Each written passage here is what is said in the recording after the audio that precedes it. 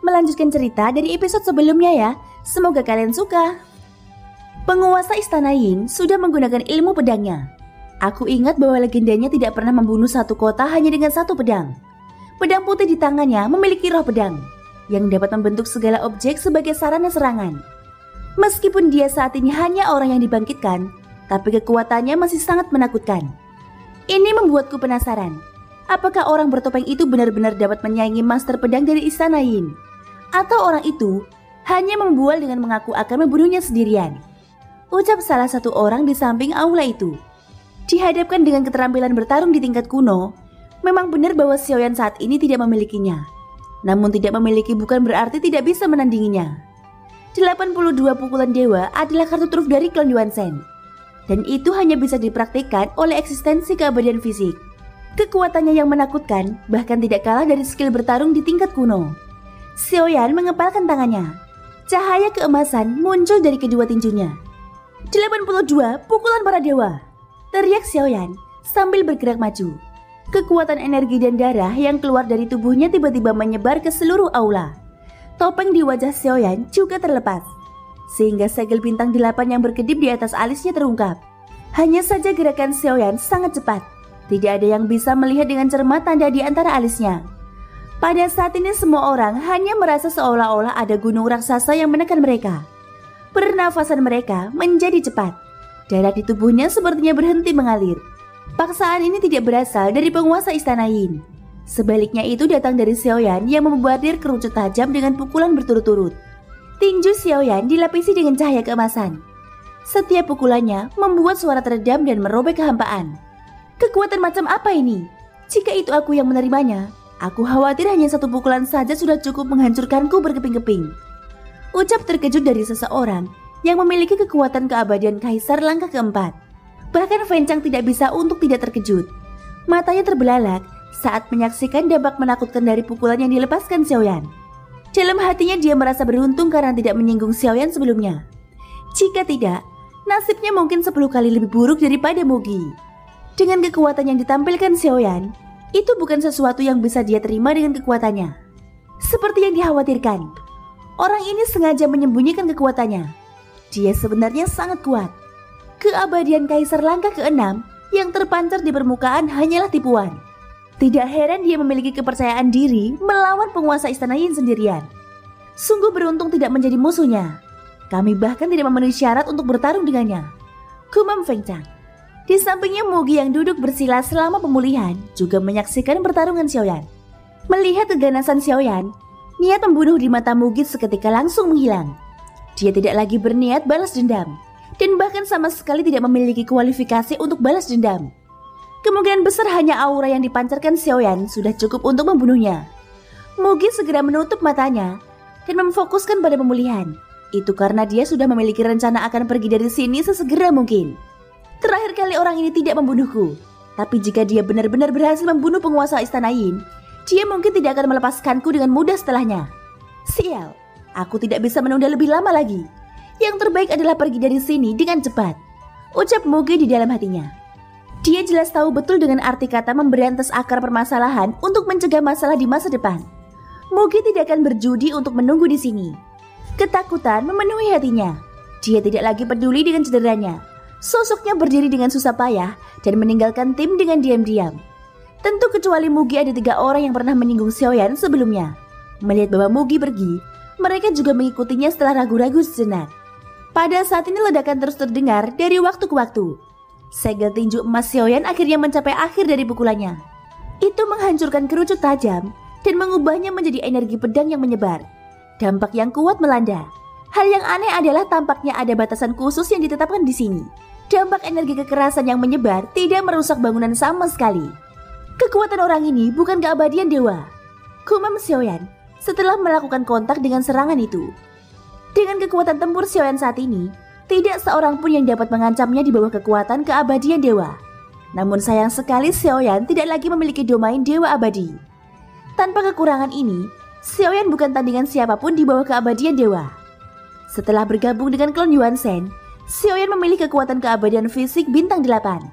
Kekuatan itu setara dengan keabadian kaisar langkah 9 manapun. Meskipun energi pedang Ye Chuan sangat kuat, Xiaoyan masih dapat menyelesaikannya dengan 82 pukulan dewa. Keduanya tampak berimbang, tapi ini bukan kekuatan penuh Xiaoyan. Tentu saja Xiaoyan juga mengerti bahwa pihak lain juga belum menggunakan kekuatan aslinya. Kekuatan fisik yang kuat. Ini adalah pertama kalinya orang tua Ye Chuan ini melihat seseorang mampu memblokir energi pedangku menggunakan kekuatan fisik. Kalau begitu biarkan aku melihat. Apakah kekuatan fisikmu mampu memblokir semua ilmu pedangku? Ucap penguasa istana Yin itu yang ternyata bernama Ye Chuan. Dia memegang pedang putih di tangannya. Namun saat ini dia membiarkan pedang itu tergantung di depan dadanya. Matanya yang tajam perlahan tertutup.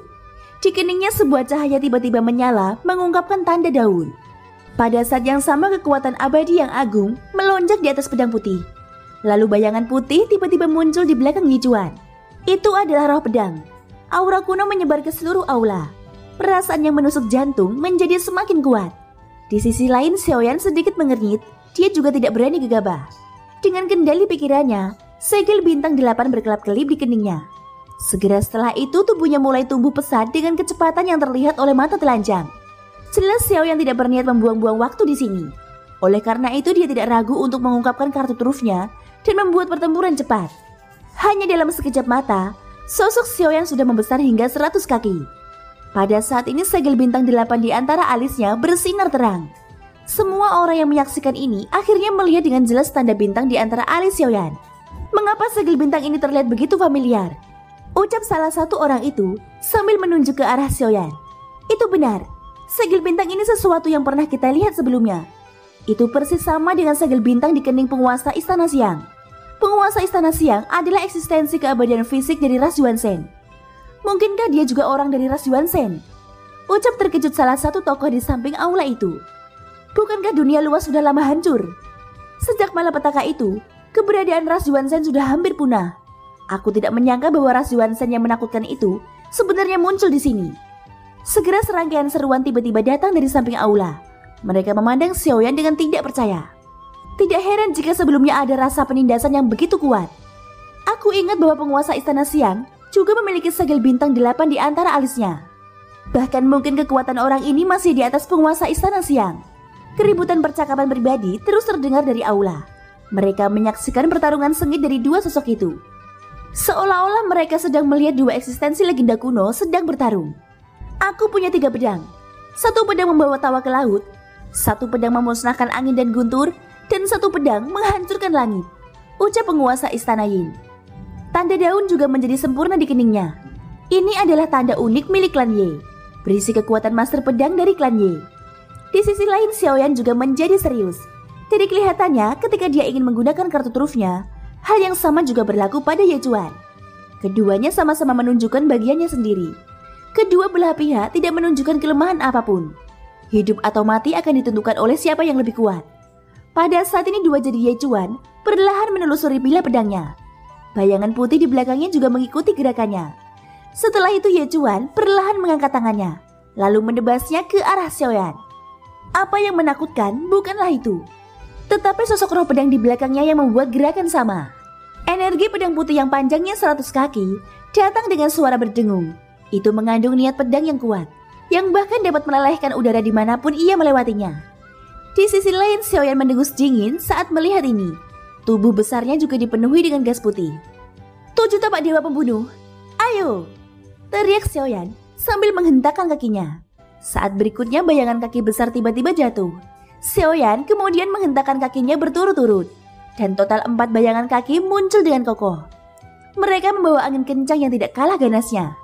Semakin kuat tubuh fisik Xiaoyan, maka kekuatan 7 tapak dewa pembunuh akan menjadi lebih kuat. Serangan sengit dari kedua belah pihak akhirnya bertabrakan dengan ganas. Tabrakannya mengguncang bumi ini sepertinya menghancurkan seluruh aula menjadi berkeping-keping. Tapi kekuatan pedang Ye Chuan benar-benar melebihi imajinasi Xiaoyan. Energi pedang yang ganas secara langsung menghancurkan ketiga bayangan kaki itu. Hanya ketika menabrak bayangan kaki keempat, baru kemudian ada sedikit jeda. Namun pada akhirnya jalur keempat tetap saja runtuh. 1 pedang, angin dan guntur. Suara penguasa Istana Yin terdengar lagi. Harus dikatakan bahwa ilmu pedang pertamanya belum sepenuhnya runtuh. Namun penguasa Istana Yin ini sebenarnya langsung melepaskan serangan keduanya. Di pedang putihnya saat ini guntur perak tiba-tiba terjalin. Dia mengangkat pedangnya ke arah langit sebelum menebaskan sekali lagi ke arah Xiaoyan. Namun kali ini energi pedang berubah menjadi guntur yang langsung mengunci Xiaoyan. Pedang energi berubah menjadi guntur. Bagaimana dia melakukannya? Ucap Xiaoyan sedikit menyipitkan matanya. Dia bisa merasakan kekuatan guntur yang datang. Itu memang kekuatan guntur, tetapi bukan kekuatan yang berasal dari inti guntur. Dengan kata lain, itu masih energi pedang. Hanya saja pedang yang meniru kekuatan guntur. Karena kamu sudah meniru kekuatan guntur, maka aku akan mengizinkanmu melihat seperti apa kekuatan guntur yang sesungguhnya. Ucap Xiaoyan. Setelah berbicara, tangannya menyala dengan guntur.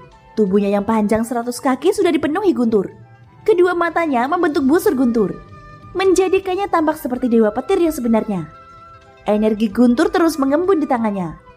Segera dihadapkan pada energi pedang petir yang menderu, Xiaoyan melemparkan lengannya dengan kasar. Guntur yang dilempar berubah menjadi tombak pendek di udara. Senjata ini adalah senjata bencana guntur dari Haotian Zhenlei. Thank you guys, sudah mendengarkan ceritaku di episode kali ini sampai akhir. Ikutin terus kelanjutannya ya. Semoga hari kalian menyenangkan. Sampai jumpa dan bye-bye.